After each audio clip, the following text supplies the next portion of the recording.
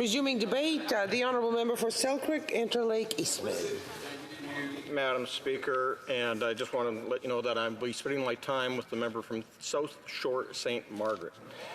So just wanted to say that the concurrence report that came forward from the Standing Committee on Foreign Affairs and International Development was well done, and I congratulate the committee for that work. And I particularly wanted to make sure we draw attention to recommendations 12 and 13 in here. One is that Canada not grant the sanctions waiver to Siemens Energy Canada, who were trying to send over the natural gas pipeline turbines to power Nord Stream 1 and pump more Russian natural gas into Europe and fund Putin's war machine.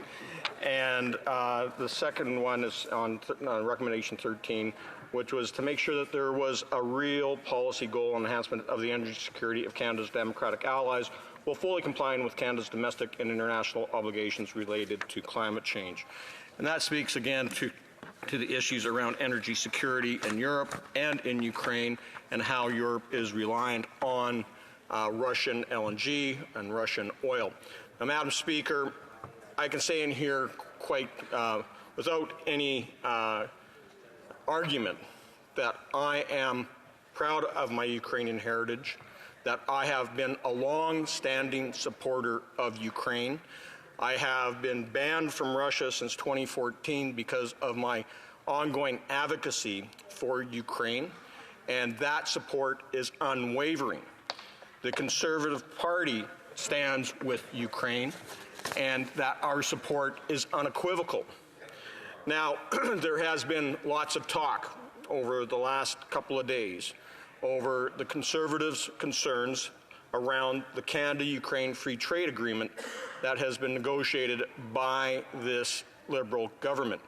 Now, let's just put this in perspective. First and foremost, the current Canada-Ukraine Free Trade Agreement was actually negotiated by the former Conservative government under Stephen Harper, and our trade minister at that time was the member of Abbotsford, who negotiated a very good free trade agreement, which has only been in effect now for 7 years. The Liberals signed that free trade agreement and when they became government in 2015, and it went into effect the next year. So we have free trade with Ukraine already in effect. And most of the free trade agreement that is before the House today at committee, we are supportive of. But the Liberals have stuck in a very slim amendment to the free trade agreement, the first one in Canadian history. No other free trade agreement has it, and no free trade agreement that currently the government is negotiating with other countries include carbon pricing, carbon taxes, and carbon leakage. That has very little to do with trade, and it disadvantages the people of Ukraine who are today fighting a hot war against Russia, Putin, and his barbarians. To put our values onto the people of Ukraine, I think, is distasteful at a time that they are dealing with their own future. Now, I know that the Canadian International Trade Committee has been studying this issue, and one of the academics who showed up at the committee, and I wanted to quote here, Dr. Sylvain Charlebois, said that when he looks at it, he says, when asked about the free trade agreement and the carbon tax and other parts of this, he said, I would see it more as an imposition, to be honest. On the one side, I would see there's a very Western value being imposed on a country that has been devastated by war. Secondly, we also need to question the mechanism itself, the carbon tax. There is literature out there suggesting that sometimes the carbon tax may not actually achieve the goals that we're trying to reach from an environmental perspective. So we need to make really sure that whatever we're opposing on Ukraine actually works, and that it actually can make a difference. I'm not sure there's consensus there. He goes on to say, I've said it before and I'll say it again, I actually do think we need to be careful, extremely careful, with how we see our values and how we impose our values on a great partner like Ukraine. Ukraine will absolutely need more help from Canada than we need help from them, especially over the short term. Again, I see this as an imposition from Canada in my perspective. So he has, again, said that this is an unfair section of the Canada-Ukraine Free Trade Agreement. And as we know, it is fundamental to our Conservative Party to oppose the carbon tax in Canada. Why would we support any agreement that ratifies a carbon tax for both Canada and Ukraine? And again, it is something that is not welcomed. If we really wanted to help Ukraine, Madam Speaker, we would do it through this free trade agreement by ensuring that we have their needs for energy security taken care of. There is nothing in this agreement that actually addresses the issues around helping them rebuild their nuclear energy plants, helping them adapt Canadian technology from our SMRs, helping them adapt technology in developing their LNG. They have natural gas fields, and they actually just found yesterday a new field in the Carpathians, and they need Canadian technology to access it. They've also found in the Carpathians the ability to claim more natural gas from fields that they considered exhausted, and now they know that there is more natural gas down there that they can pump out, and they are asking Canada for more technology. This free trade agreement has nothing in there to help them on that.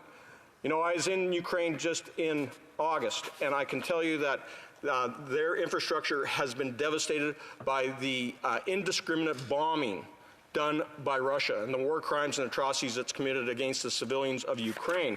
And so they need help in rebuilding their ports, in their grain handling infrastructure, in their railways, things that Canada is very good at. And again, it is absent from the Canada-Ukraine Free Trade Agreement.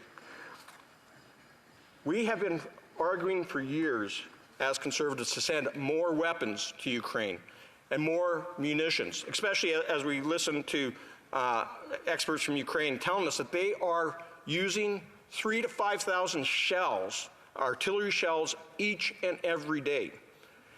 M155s to go in the 777s and howitzers that we sent from Canada and other countries sent as well. M109s that go in there, there's their self-propelled howitzers and other artillery guns. We build those here in Canada, but we have not increased. The Liberal government has not been able to get an increase in that production for the past 22 months. Ukraine has been at war now 638 days. 638 days Ukraine has been on the front line pushing back against these Russian barbarians as they have invaded in their illegal war. And I can tell you, Madam Speaker, that we need to continue to provide everything that we can. And the one thing we can be doing here is building more munitions. But Madam Speaker, we still only build 3,000 rounds of shells per month. That doesn't even give them shells for half a day. 3,000 shells a month. And one of the things I've heard many times from Canadian companies that are wanting to invest in Ukraine is that there is no war risk insurance. There's Canadian companies that would go over there and build things like sniper rifles, armored vehicles, munition plants, set up infrastructure companies to help rebuild Ukraine so they can build back stronger.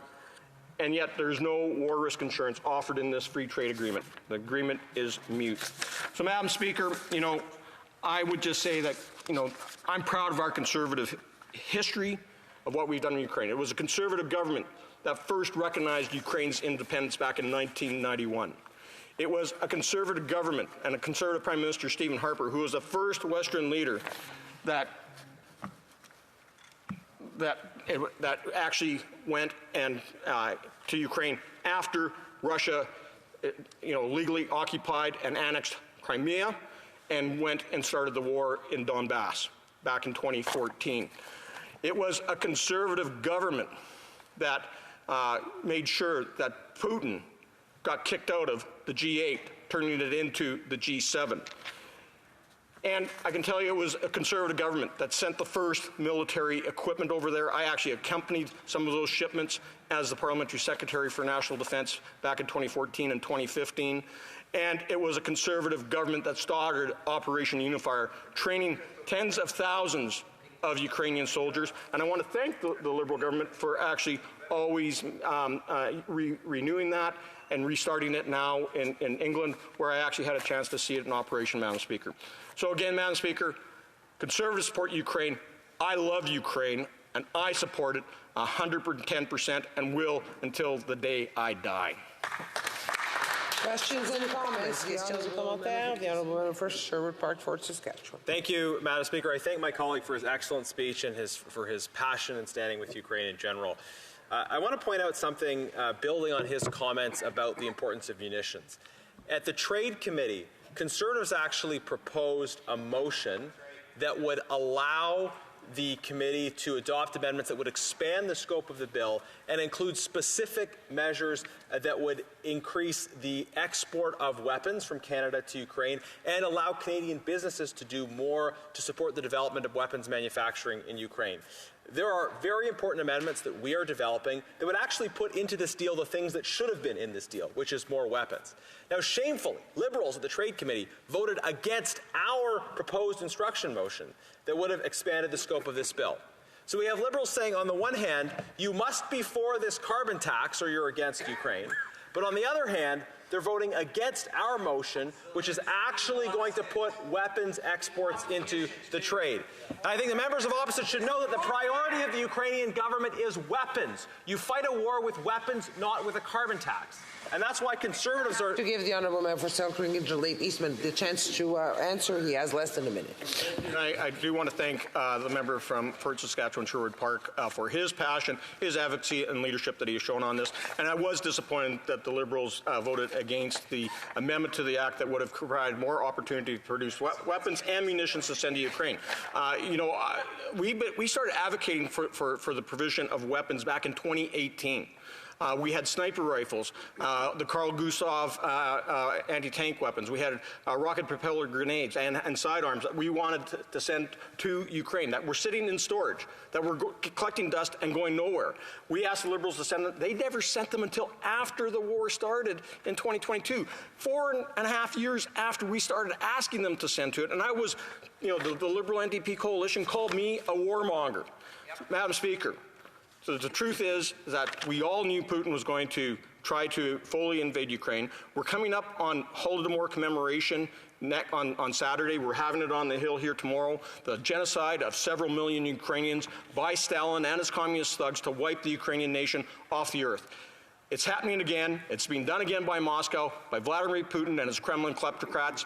We have to stand with Ukraine. They need weapons, not a carbon tax.